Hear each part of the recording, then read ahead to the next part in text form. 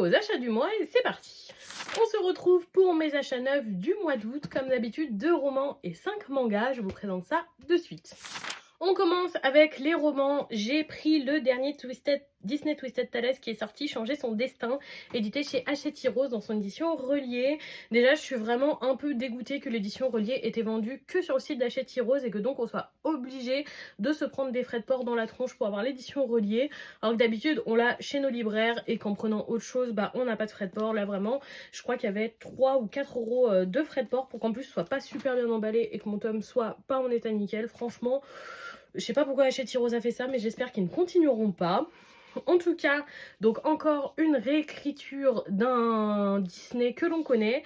Et cette fois-ci, c'est Et si Mérida avait mangé le gâteau de la sorcière, donc à la place de sa maman. J'adore en général cette série, c'est vraiment une série que je recommande très fortement. Je lis tous les Disney Twisted Tales et je les aime beaucoup. Et j'ai hâte de découvrir celui-ci.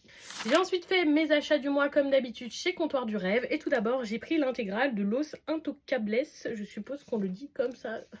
Sinon, mes excuses. Donc voilà, une grosse intégrale de tous les romans dans une nouvelle édition reliée. Une histoire de mafia qui a l'air très très sympathique.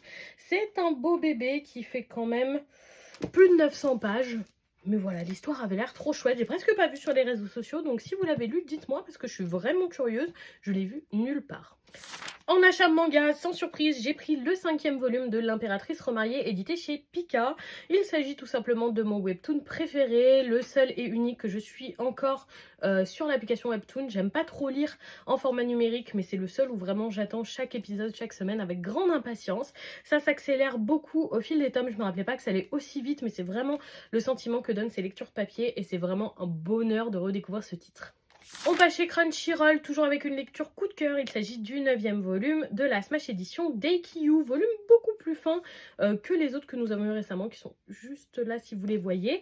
Donc ici, ce volume 9, ce sera juste les finales de qualification à Tokyo, donc les équipes de Fukurodani et de Nekoma que nous allons voir jouer. Donc moi j'ai déjà vu l'animé, je suis à jour, je sais déjà ce qui va se passer, mais pareil, c'est un bonheur de redécouvrir au format papier ce titre que j'aime tant. Chez Crunchyroll, toujours, je me suis pris le 9e volume de Call Game. C'est vraiment un titre que j'apprécie tout particulièrement, avec un peu la même vibe que Nina du Royaume aux Étoiles ou encore Freya l'Ombre du Prince. Pour moi, c'est vraiment 3 titres qui sont exactement dans la même idée.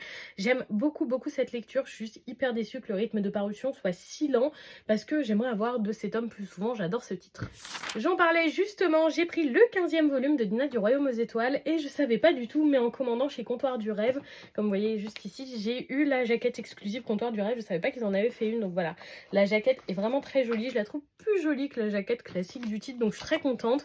Le 15e tome de ce titre que j'aime tant. Il y a un animé si vous voulez découvrir, mais je trouve que le manga est vraiment meilleur et de plus en plus sombre. Et il s'est passé pas mal de choses à la fin du tome précédent qui me donne hâte de voir comment Nina va encore rebondir. Je termine avec mon dernier tome manga que je compte en un tome. Voilà, bon, je triche un peu, mais bon, ça reste raisonnable.